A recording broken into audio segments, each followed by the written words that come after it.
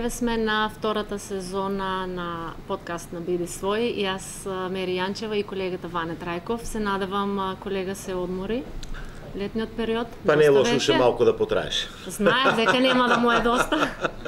Колку е, толку е, се одморивме, продолжуваме понатаму и аз се надевам дека и оваа сезона ќе ви бидеме интересни, ќе го задржиме вашето внимание со интересни теми и интересни гости.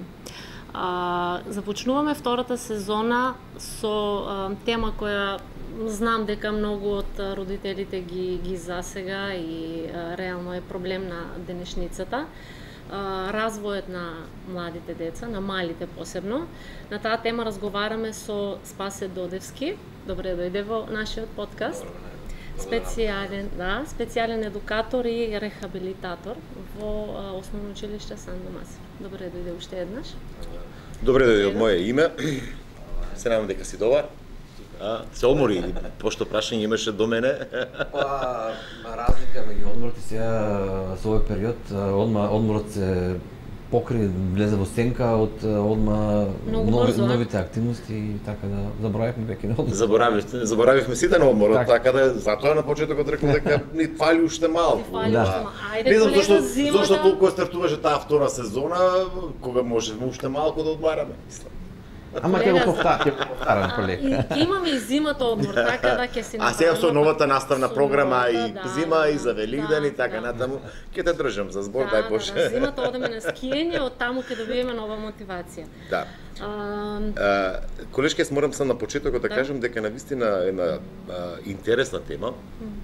Со оглед дека актуелна и доста актуелна тема, не само школската година, туку свесни сме дека се повеќе некако имаме проблеми со нашите деца во однос на нивниот развој, па би сакале токму вашето искуство со оглед дека не сте од вчера во оваа област, туку малку поодамна да отвориме повеќе енигми, да ги насушиме родителите на што да превенираат, катко да детектираат одредени недостатоци и секако да се обратат на стручни луѓе, кои што мислам дека е неопходно, бидејќи без стручна помош тешко се решаваат одредени проблеми. Додески на самиот почеток ситуацијата станува алармантна со развојот на малите деца, со оглед на многуте случаи со говорни мани, сега проблеми во развојот и така натаму. Каква е ситуацијата еве од прва рака со оглед дека вие сте долго во оваа област? Состојбата е повеќе алармантна. Ама Ване, одговорот е каде е проблемот? Проблемот е во нас. Проблемот е во нас родителите. Значи и постарите викат или лаички дека нема лошо дете, има лош родител. Значи сите сме родители, тоа се опатено кон сите. Не е лошо во смисла на злонамерно родителите или намерно да прават одредени ситуации, но самата денешница, самото секојдневие, самата борба за екзистенција, самите турбуленции и во општеството, и во државата, и во надвор, и во регионот, ќе го прават своето. Ние воопшто не разговараме со децата. Значи ние немаме време за нашите деца. Ние мањакот на време, односно малкото време што имаме со децата, сакаме да го компензираме за многу брз период во текот на денот и го компензираме со несоодветни работи, со материјални работи, со телефони, со дисплеи, со пари. А сето тоа се многу лоши влијанија кон развојот на децата.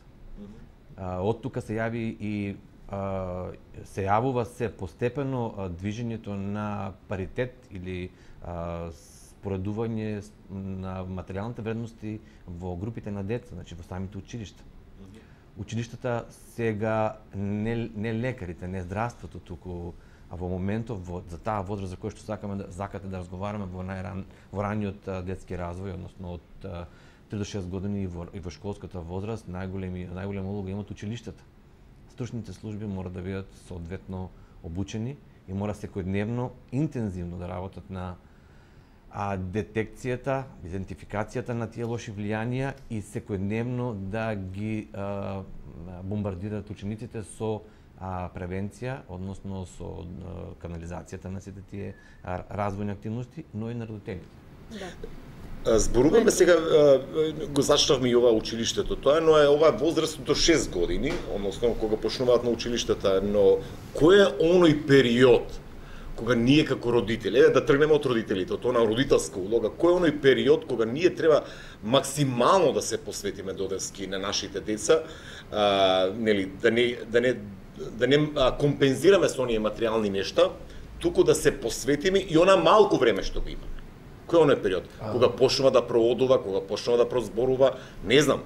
Секој период носи сам по себе собствена специфика во однесувањето и многу е различен од аспект на делување на родителите, а на институциите.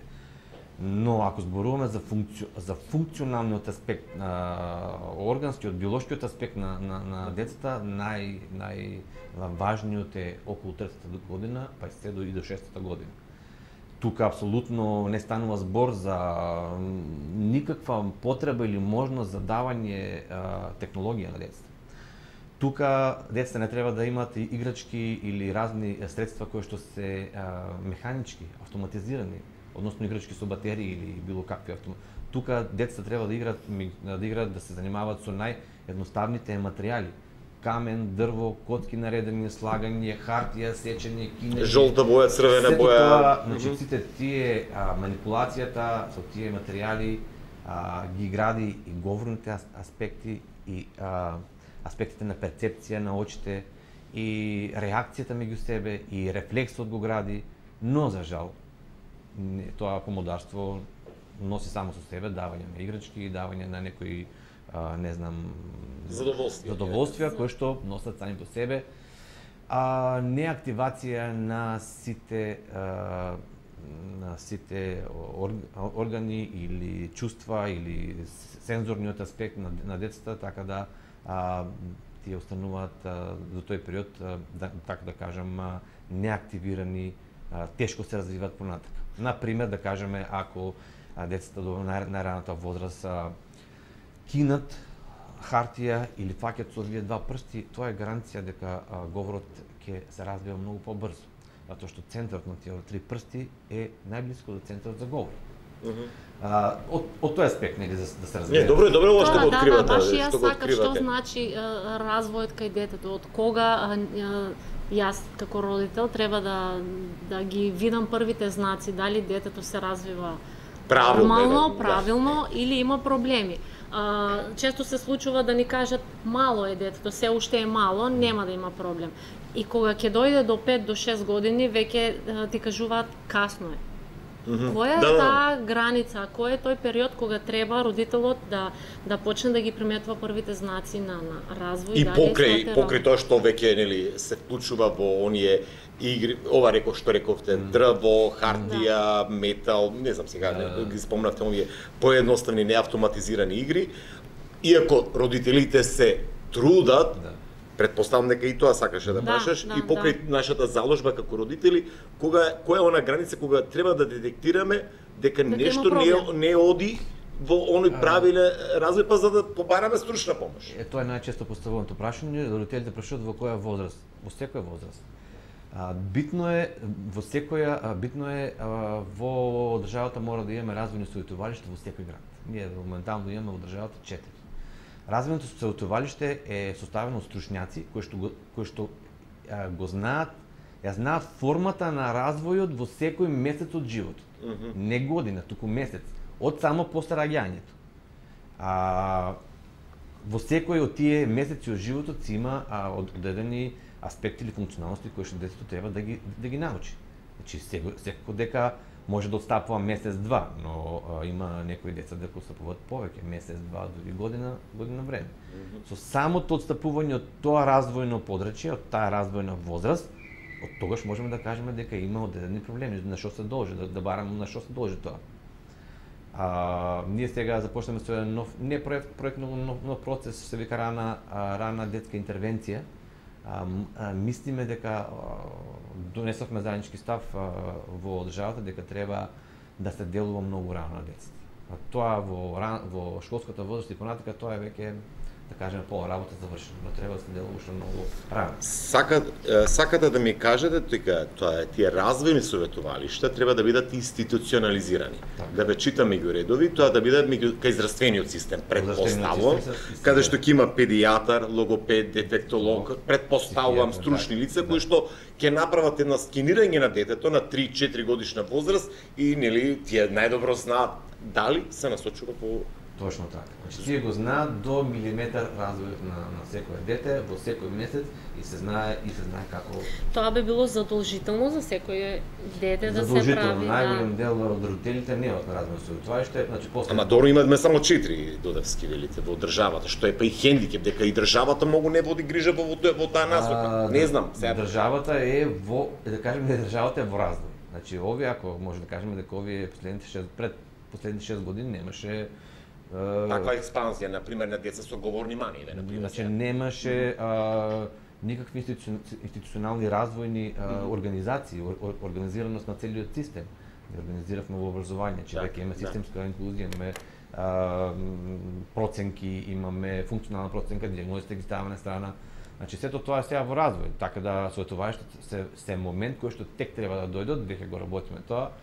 Така да се надевам дека во најскоро време тоа ќе тргне. Но само ги спомнавме советувањата, да кажеме дека нема критичен период во кој што специфично се може да се види отстапувањето од развој. Во секој од развојен период може да се види, но можеме да спомнеме дека до 5 годишната возраст мора да биде да се развојот на детето да задоволува по овие принципи што ги кажав. Фактички некој вид задолжителни прегледи кај за секој дете. Не прегледи, туку 5% до 5 години мора да има детето да биде да се развива на тој начин како што кажувам сега пред малце, значи да се тргнат сите таа дигитализација, да работи само со себе, да биде оставено, да се бори, да стекнува рефлексии, да биде сензорно оптеретено, че во надворешна средина, да оди босо, да фаќа се, да не му се пасира, да не се условува со телефон кога ќе јаде. Во последно време, за жал, се јавија и некои производи, например количка или релаксатор со екран. Тоа е апсолутно штетно за мало дете. За мало дете, во количка со екран. Со екран, он е фиксиран фабрички, значи фабриките или фирмите веќе знаат што да прават. За жал тоа го наметнуваме ние пак луѓето. Па добро, и сам рече дека на родителите се таа клучна улога кој што јас кога одам во ресторан или во одмор, во ресторан кога јадеме, барам тоа ми е, значи барам дете кој што јаде со телефон. Значи апсолутно тоа услови и ги наоѓам многу често, значи многу често деца кои што не сака. Но тоа се условни рефлекси. Денес нема да сака, но со упорност на родителот некое време тоа ќе се среди. Ајде, јас би сакала малце, како да кажам, пластично да објасниме што значи кога детето уште од мало бебе гледа на телефон. Што му прави тоа на мозокот на детето? Да го појасниме пред родителите и сите. Сите знаеме, не треба да гледа телефон, но јас верувам дека многу од родителите не знаат што тоа значи за мозокот на едно мало дете. Да, значи уште од најраната возраст тоа е мотивирано со тоа што често пати мајката останува сама и не таткото е ангажиран, работно ангажиран повеќе поголем дел од денот. Или останато е кај бабите и дедовците и тие детето му дава телефон за да може само со себе да се занимава. Но со самото користење на телефонот, значи со самото тоа ја скратува рефлексијата на видот, што значи дека зумирањето напред и назад не се прави во моментот, значи туку цело време детето видот му е само на една површина. Му се развиваат само палците или се тие два прсти, што не е доволно, значи да кажавме дека трите прсти мора да бидат развиени. Апсолутно развојот на фината моторика се развива само до тие прсти, значи надоле нема ништо. Фината моторика значи оди до шаката, камоли пак грубата моторика, камоли пак движењето. Значи тоа заостанува и во самото движење, значи моторно заостанува. Некои од децата што се на телефон поголемо време се и гојазни. А тоа само по себе ги изголемува и проблемите со функционалноста на кардиоваскуларниот систем, однос на движењето, однос на рефлексите. Затоа викаме падна, па се удри и не може да се задржи, значи тоа затоа што не ги научил рефлексите на одбрана на самиот организам. Значи целосната таа слика, камоли користењето на самиот телефон е едносмерна комуникација. Значи ти примаш информации, но никако немаш потреба да ги даваш. Во денешно време децата не знаат и тие што веќе имат развиено говор, што се во подневните оделенија, не знаат да се изразуваат македонски јазик. Викаа што значи тој збор. А тој веќе дошол 7-8 оделение, значи он не знае одреден збор што значи или како да го каже. Но без проблем ќе го каже на англиски јазик. Тоа се случува и кај веќе оформени развојни деца. И така се развива, така се повеќе и повеќе се запаѓа деградација на целиот развоен систем на сите, и функционално и анатомски. И децата, извини колега, само, и децата стануваат и агресивни.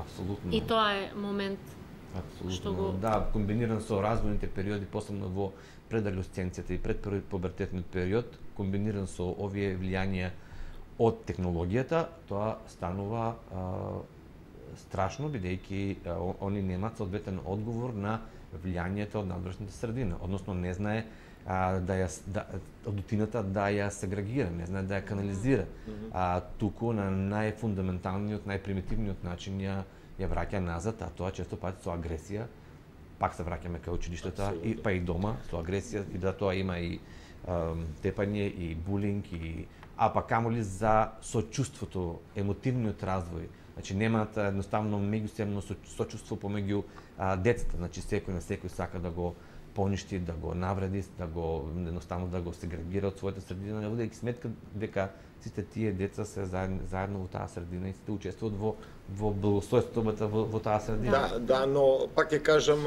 ваков тип на деца секако, нели, иако се трудиме како општество да бидеме отворени, сепак постои една стигматизација кога ќе се појават во училиштата, нели, дали ќе биде со говорна мана или со намален ментален развој, или не знам сега, да не ги знам овие термини баш многу добро, па во таа нова средина може да биде и отфрлено дополнителен како проблем.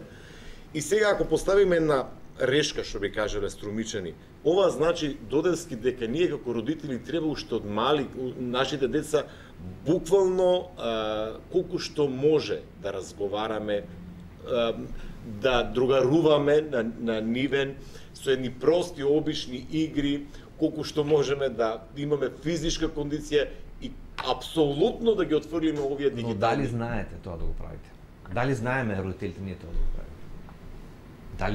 Дали во даден момент се сетиме тоа да го правиме? Дали ние сме обучени доволно тоа да знаеме да го направиме? Не јас, не вие, него сите. Генерално, да. Некои родители викаат, сакам, ама не знам шо како. Едноставно што точно ми збориш за мене е, вие сте новинари, имате од секоја тема познавање, јас сум од таа професија, но има луѓе кои што немаат никакво познавање од тоа. Тука се развојните советувалишта. Процесот кој што го тераме се вика развојна интеграција, односно ран детски третман, но семејно ориентиран. Што значи семејно ориентиран? Семејно ориентиран значи од самото раѓање почнува, детето се раѓа, после одредено, не знам, месец, не знам колку дена, месец дена, редовно се носи на проценка во развојните советувалишта. И му се дава проценка оценување за неговиот развој, што кажавме во детали. И му се вика нормално, и му се дава на родител совет, домашни задачи му се дава. Значи, добро е детето, но обрни внимание на тоа. Како? Нека си игра со тоа. Добро, а да прави ли тоа, да не прави? Ќе се јавиш пак за 6 месеци. И така континуирано. Тоа во Запад е многу редовно. Да, а во моментов, например, во Струмица, каде би се обратиле родителите? Во Струмица има развојно советување, односно има канцеларна развојно советување, но не знам дали и во кој степен функционира, но тенденцијата е да државата да ги реактивира тие развојни советувања, не само регионално, туку во секоја општина. Тоа веќе е детектирано, се прави во напредна фаза е самиот проект, веќе се 50 лица стручњаци обучени и треба тие да се направи реобука на институциите и да се се даде насоки на државата, на Министерството за здравство, социјала секако ќе учествува и да може да се тие советувања да се реактивират со стручни обучени кадри, каде што ќе се знае точно што се прави. Во секој момент. Ако паралела со Запад, да кажеме, во Германија, ако не се јавите на еден термин, мора да образложите зошто не се јавите. Кога ќе образложите, после пак ќе се јавите на следен термин. После се следуваат казни доколку не се јавите. Па не знам, парични казни, па дури казна затвор.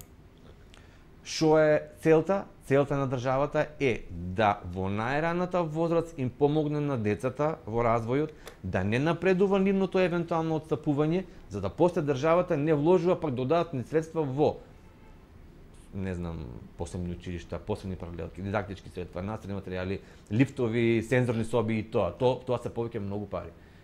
Има од Калифорнијскиот универзитет една девиза, вика секој долар вложен во најраната возраст до 5-6 години е 8 долари заштедени на во Отпосле секако. Колку држат ваквите констатации, вели, мислам, честопати го слушам, па татко му прозбори на 5-6 години, така да не мора внукот или мислам синот или керката. Дали е наследно? Наследно, тоа сакам и да прашам. Дали генетски, сега, јас не сум стручен, тоа сакам да прашам. Значи, имам такви случаи, татко му тешко збореше, но сега збори, и синот или внукот ќе прозбори на 5-6 години. Или пак на 3-4, Ние карикирам. професионално сме обучени дека за развојот на детето постојат два сегменти. Првиот е генетиката, значи тоа е со раѓање направено, и средината во која живее. Значи секако дека они влијаат еден со друг. Секако дека ако мора да има за одредено отстапување, нели може да има и генетско, нели и анатомско или некакво друго функционално нарушување, но во моментот кога нема такво генетско, значи средината е најголемиот фактор. Можеби и да нема генетска предиспозиција, ако можеби средината на таткото била помалку мотивирачка за таткото во тоа време. Сегашната средина повеќе мотивирачка или сегашната е уште помалку мотивирачка. Зависи во каква социјална слика или средина живеат родителите. Ова го постави додески за да не се отфрла таа потреба од стручна помош или сега ако таткото прозборил на 5-6 години, за тоа не треба да се држиме никако. Тоа сакав да кажам. Што значи ако евентуално повторно да се побара помош? Тоа може да нема никаква поврзаност. Значи може да има и поврзаност како збориме за генетика или за функционално за физиологија, за некаква предпозиција, но тоа не може да значи дека може. Порано имаше, но многу ретки беа случаевите каде детето прозборува малце покасно и некако тоа беше нормално. Прозборе покасно и сега се е во ред. Во денешно време се случува, не знам дали имате некоја статистика да ни кажете некои проценти на развојот, на пример во Струмица децата, колкав е процентот на децата што имаат заостанување во развојот.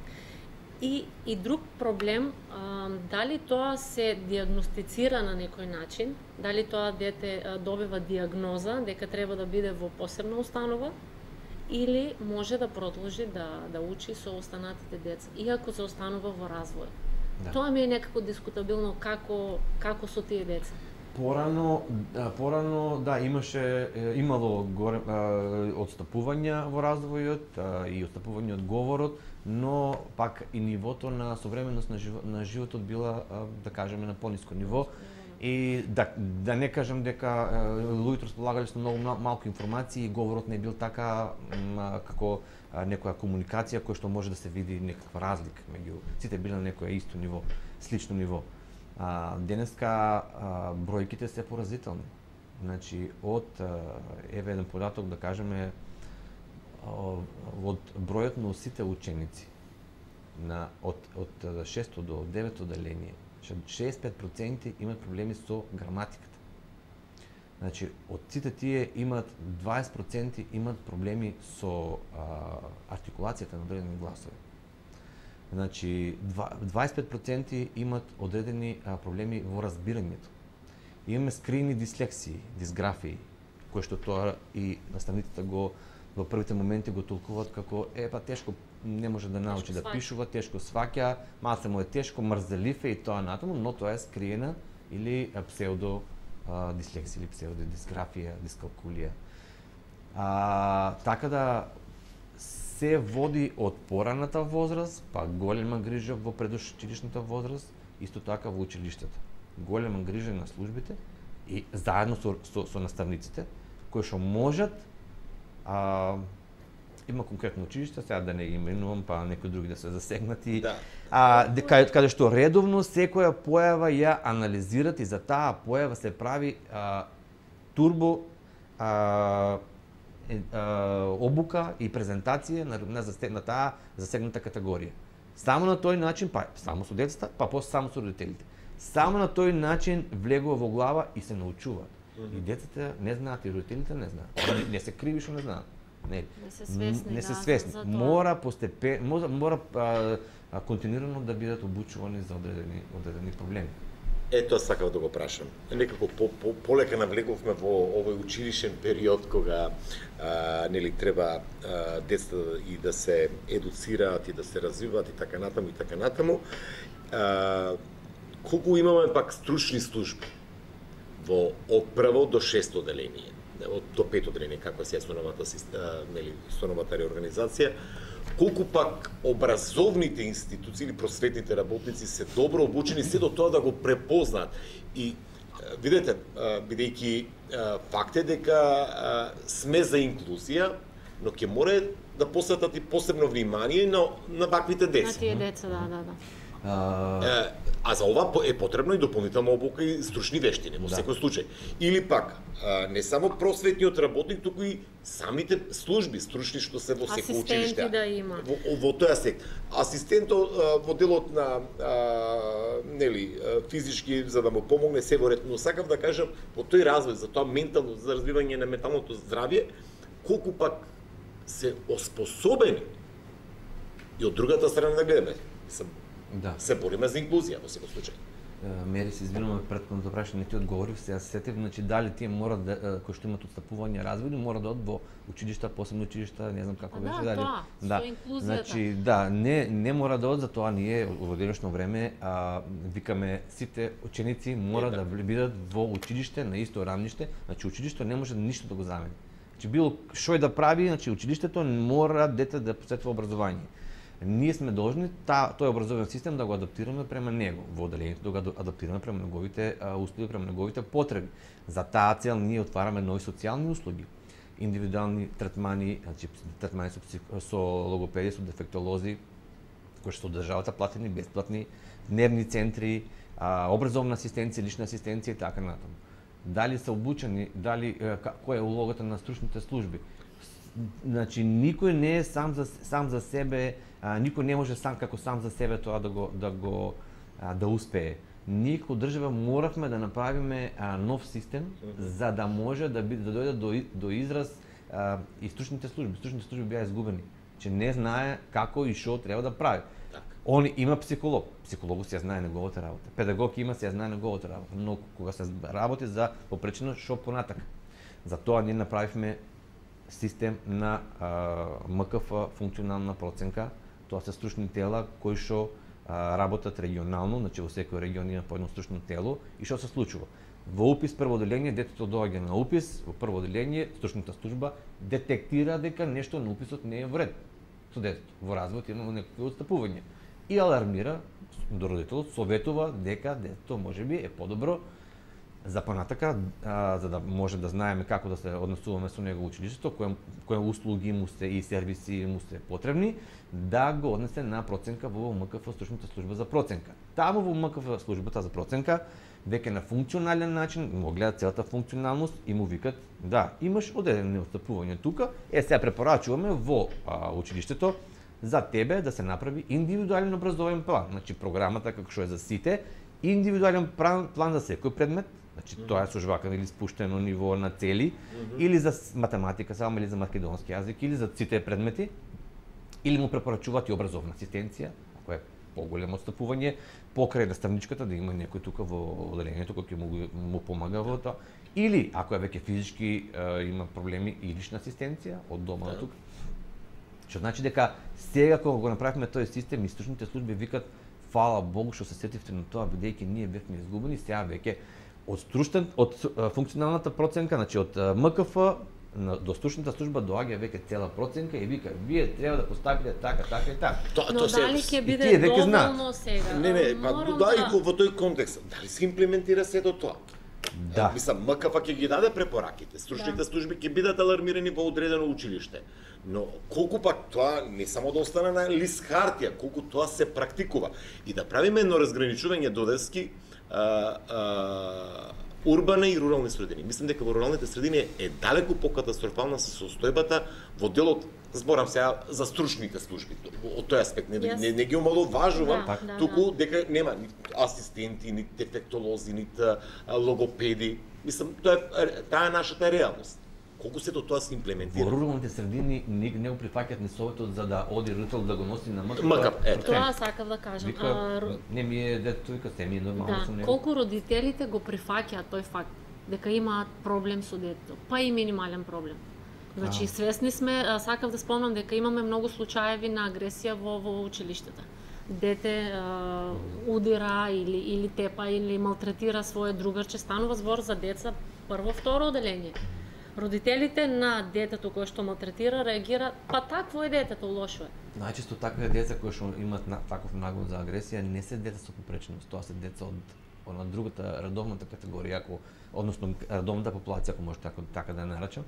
Тоа се деца кои што родителите не знаат, се финансиски на високо ниво, му дават дополнителна самодоверба и никаков принцип на корекција на однесувањето на детето нема. Но тоа дете треба да подлежи на некоја како викате мониторинг или не знам да се разговара со нив.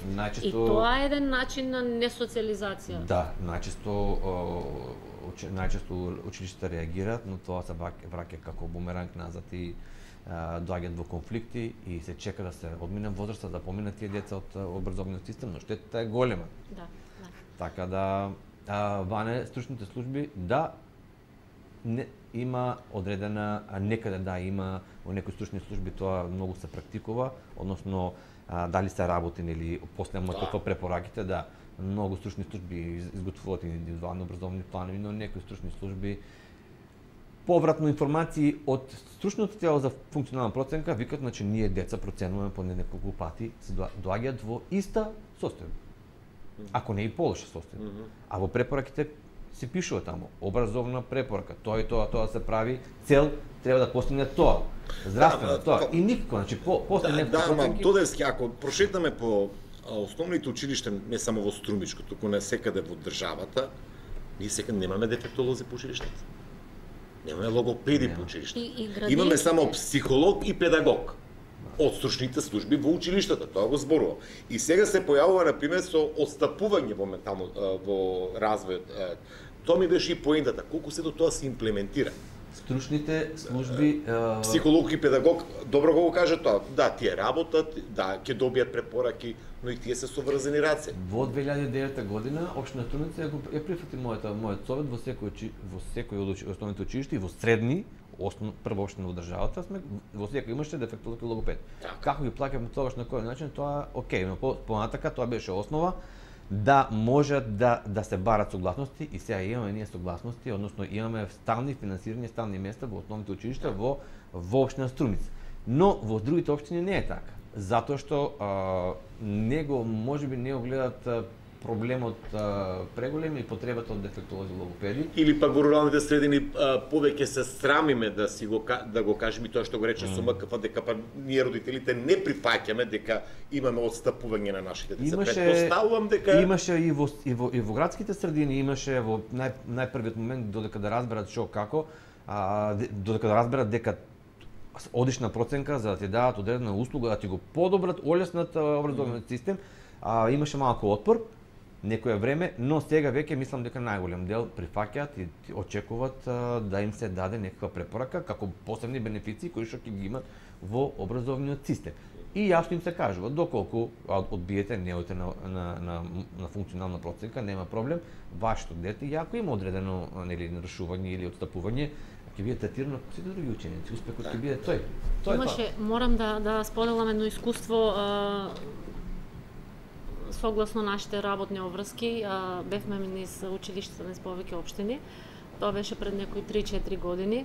Скоро во секој клас имаше ученик кој се гледаше, реално се гледаше дека не се адаптира во средината, има некои нарушувања и детето буквално беше оставено така на час. И јас баш се запрашав, ако е тоа инклузија, тоа е многу лошо за него. Ништо не се прави со тоа дете. Едноставно имаше еден случај, детето си шета на сред час, си шета на сред час, на другите деца им го ремети индивидуален часот. пристап од соодветна образовна програма со жвакане, условно кажано, дека ќе мора тоа да се но пак ќе кажам дека просветниот работник е насочен да го предаде наставниот материјал. Стручните служби се тие кои што знаат пак на некој начин и како да пристапат до одредено место. Што значи дека ова е комплексно прашање, тоа е моја констатација, во кој што треба сите буквално да бидеме вклучени. Само една напомена, дали треба да бидеме задоволни, можеби тоа прашање, ви сте прашање, дали треба да бидеме задоволни до сега што сме направиле. Јас мислам дека за овие 6 години има огромен одредено технолошка промена на целиот систем, но не е доволно. Секако дека не е доволно. Тоа треба да помине доста време, бидејќи сме били во еден систем каде што беше ситуацијата црно-бела. Да, ако нешто имаш проблем во последно училиште, ако не тука или така, доден схема и овој подкаст е во таа насока за да отвориме, да дебатираме, например, своевремено не се зборуваше многу за ваквите проблеми и некако јавната свест беше нели се срамувавме и така натаму и така. Сега на некој начин и укажуваме дека нели и во таа предучилишен период како е во училиштата, точно дека има напредок, но пак ќе кажам, сите сме вклучени. Од родители до стручни служби до институции, сите треба да го дадеме максимумот во таа насока. И еден апел до родителите, не треба да се срамат од тоа ако детето има пречки во развојот.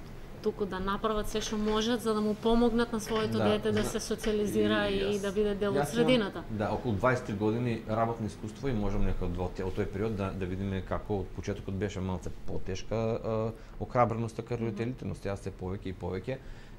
Ако да не кажам дека секојдневно се од родителите, барем за совет, барем за упатница, барем да се упатат каде е проблемот и каде треба да го барат. Што значи расте притисокот пред институциите во делот на тоа советодавне оделение што го спомнавме на почетокот и за потребата од стручни служби, дефектолози низ училиштата, мислам, сега. Расте притисокот што ми се губат до толку повеќе што нели кажавме дека тие размени советувања се 4 тоа се државни, но нема да се оди во таа форма да сите бидат поддржани, ќе се работи како услуга, ќе се работи како да може одредени даватели на тие услуги да можат да го работат тоа, да го дават. Например, сега центарот кој што очекуваме да се отвори. Да, ја добивте ли лиценцата само или се уште сте во?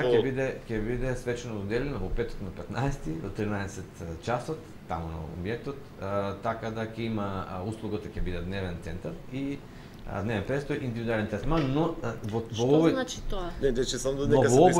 Во овој дел што збориме за раната детска интервенција, значи ќе имаме можност да работиме со рана детска интервенција, не како до сега, што ако земи мало дете, тоа е рана детска интервенција, не. Родителот има проблем, кај се обрати во центарот. Добар ден, јас имам проблем. Што е проблемот? Тоа е тоа. Дај да го видиме детето, ќе направиме проценка, ќе видиме која е проценка МКФ проценката, што е и како што зборавме, значи треба периодично да се дават инструкции како да се работи дома. И тука може да се работи и во центарот за индивидуален третман, но и секако дека дома. Што значи тоа? Од која е таа рана возраст кога можат да се носат дечињата? Рано детска возраст се смета од 3, поделена на два дела, значи од 0 до 3 и од 3 до 6. Од 0 до 3 е раната возраст, кај што е во советувалиштата, и се дава инструкција, значи доаѓаат родителите, тука со нив работат дома самите родители, Но исто така од 3 до 6 пак е друг период кој што исто така се работи и со оваа возраст. Ајде, со овој дневниот центар малку и да ги информираме струмичани. Веќе рековте скоро ќе добиете и таа лиценца. Дали веќе се запишени деца? Мислам дека се 20 дечиња со целодневен престој, така и со 20 кои што ќе имат индивидуален третман. Ако не се лажам, коригирајте ме сега. Да, значи услугите се дневен центар за дневен престој, кај што ќе може децата да бидат целодневно од 8 до 4 часот. За лиценците за 24 деца. 24 Но самиот оператор може да работи плюс на тоа за да ги задоволи и просторните услови, значи може и над да. Што значи, извине, додеска сега да разјасниме, дали веќе се запишени, се знаат децата или пак може родителите да се обратат? Сите деца кои што биле на МКФ проценката, кои што имале потреба и не препорачано, а тоа се повеќе од 25-6 од 30 деца, им е препорачена таа услуга и тие во моментов, значи тие треба да добијат проценката и треба до центарот за социјална работа да добијат решение. Да, и доаѓаат кај вас тоа од 8 до 4 како целодневен се малку да го. Да, значи мораме да имаме на ум дека центрите имаме нов принцип во функционирање на дневните центри. Кажавме образованието или другите активности на детето се безпрекорно, значи мора да бидат задоволени. Дневниот центар не е паркиралиште за деца. Туку е детето, туку се дополнителни услуги. Детето мора да си оди на образование од сабајле, значи од 7 часот, кога ќе заврши училиштето, да си дојде во дневниот центар. Ако има потреба за тоа, и во дневниот центар има ручек, има јадење, понатака има работа, окупационна терапија со дефектолози и млади дефектолози и логопеди. И исто така имат вклучено и индивидуален третман. Зборам за тие деца кои што се во дневниот центар. А за тие деца, ако на пример попладне е на училиште, од сабајле се доаѓа во дневниот центар, има доручок, работи со дефектолозите, има вклучен третман и потоа си оди на училиште и од таму си оди дома. Има деца, лиценцата се однесува и на плюс 20 деца кои што немат потреба, функционално немат потреба да бидат во дневниот центар нели одреден период, туку имат потреба само за третмани. Значи дали третман од дефектолог, дали третман од логопед, тие го добиваат исто така проценка препорака од МКФ и си добиваат решение од центарот за социјална работа. И тие ќе доаѓаат на термини само. Значи фактички еден час или до пола час се записува. Се до 3 пати неделно, тоа да спомнеме дека тие услуги се бесплатни. Значи тие ги плаќа државата, се бесплатни, тоа е бенефиција. И изборот за овие ученици е секако дека семејството од социјален ризик има предност бидејќи тоа е направено за сиромашни. Мислам за овие кои што не може да одредени категории на граѓани кои што во секој случај мислам дека ќе трае една година, ако барем согласно овој проект сега на Светска банка, Министерство за труд и социјална политика и целиот процес, овој процес кој што е во проектни активности до крајот на јуни. Значи тука има надлежност има Светска банка преку Министерството за труд и социјална политика и правилата тие уметно ги диктира заедно со Министерството, а понатака само Министерството и тие средства ќе потпаднат под државниот буџет. Значи после имаме работа, значи давателот на услуги со Министерството. Да, само повторно да разјасниме. Значи, оние лица кои што ќе добијат согласност од МКФ, од телото, дека може да користат препорака, може да се обратат и до дневниот центар, односно до центарот за оние кои што ќе добијат препорака е основа за да можат врз основа на таа препорака да барат до центарот за социјална работа решение за да им се издаде решение, со решението доаѓа до центарот. Да, и ние ги заведуваме и после им правиме, значи ние наш развоен план. Тоа значи ишчекор плюс во социјалните услуги во општина Струмица. Да, тоа е за поздрав и мислам дека ќе биде од голема помош и за родителите, за дечињата кои имаат овие услуги се формираат врз основа на барање на самите родители. Ние во Струмица имаме совет за социјален совет, односно за попреченост, кој што месечно заседава и самите родители, тоест во најголема потреба си го истакнаа и се појави во тој период повикот и да, ваква. Добро е во секој случај ви се оглед дека е веќе и ова е ишчекор плюс повеќе за ова што го зборуваме да се превенира и да се намери. Да. За тие дечиња кои имаат искрено морам искрен да бидам дека поедукативен подкаст не сум До сега барем лично јас не сум. Да, посебно за тие дечиња на најмалата возраст не сме разговарали. Имаме уште многу прашања. Ме интересира и мене како родител.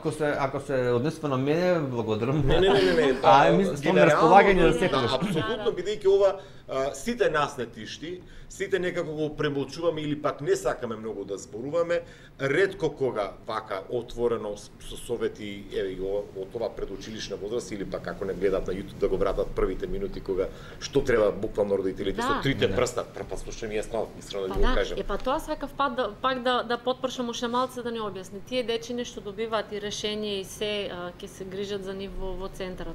Што е со тие деца што реално нема диагноза, да кажеме, меѓутоа имаат проблеми во развојот. Родителите се грижат за нив, ги носат. Добро го кажам, МКФ тоа треба сепак проценка ќе направи. Но тие дечиња кои имаат минорни, минимални. Малце минимални, но сепак не се во развој нормален како и другите. Нека се обратат кај тимот. Да се обратат. Да, ние де факто 20 години тоа го родителите кои имаат проблем, како да се однесуваат со нив дома, дали да имаат повеќе трпение, на што да обрнат повеќе внимание, како да ги детектираат тие проблеми. Дај малце совет околу тоа. Да завршим, инаку нема да го завршим овој подкаст. Интересен. Репит од почетокот. Да почнеме од почетокот. Па основниот совет е да се разговара со децата, зависи во која возраст. Значи и тогаш кога е бебе, ако го оставиш на страна, тоа не значи дека да си кажеш дека тоа е бебе, сега шо јас ќе му зборам, што ќе правам со него, не, тоа има многу добар аспект на однесување со него, за да може да ги развие основните, основните функции. Од тука почнува се, што значи дека мора во видокругот да те има, мора постепено да се движат одредени работи пред неговиот поглед.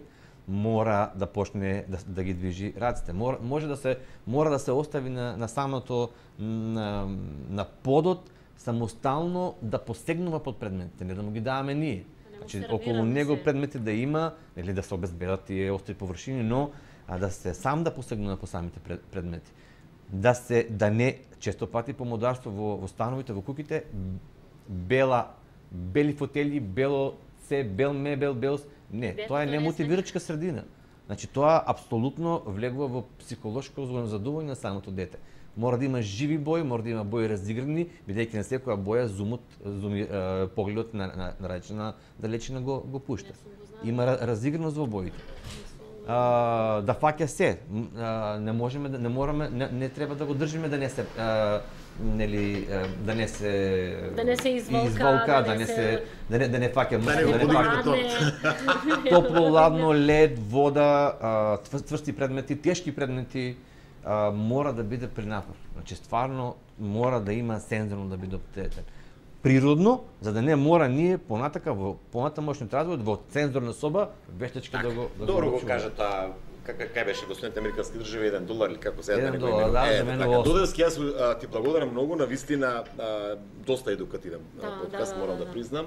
Пред се за менталното здравје кај малите или ова развојот на децата и како сите ние да се однесуваме, иако повторно ќе кажам дека освен родителите, клучни се и стручните служби, институциите или пак зајакнување на таа врска меѓу родителите и стручните служби, бидејќи не треба на своја рака. Во тој контекст можам да кажам како куриозитет на тоа, во околу 20 години работиме на ова, даваме совети на секој, нека продолжат родителите, ние стоиме на располагање, сега уште повеќе стручниот тим од 12 луѓе стои на располагање во секој момент.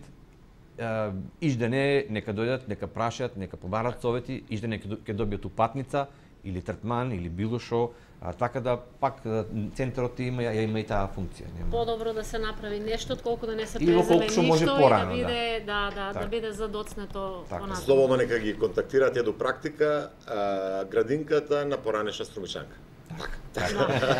Фала ти многу, Фала, Спасе, фала што на вас. издвои време да разговараме на вака една важна тема и се надам дека беше во интерес на сите оние кои што не следат. Колешка, ќе се одјавиш или? Ќе се одивам, колега, да се заблагодарам само и јас на Спасе. Се надевам дека ќе се видиме во некој нареден период со уште еден интересен подкаст, затоа што тоа е тема на која може да разговараме многу време. Имам уште многу неодговорени прашања. Боре, искрено во овој подкаст не слушам да кажеш сакам да прашам. Се воздржував, се воздржував, да не ја почна втората сезона со Кавга со тебе. Убаво требаше да... Кавга тргнавме. Тргна пак. Благодарам, Спасе. Благодарам за вниманието со кој што не следите.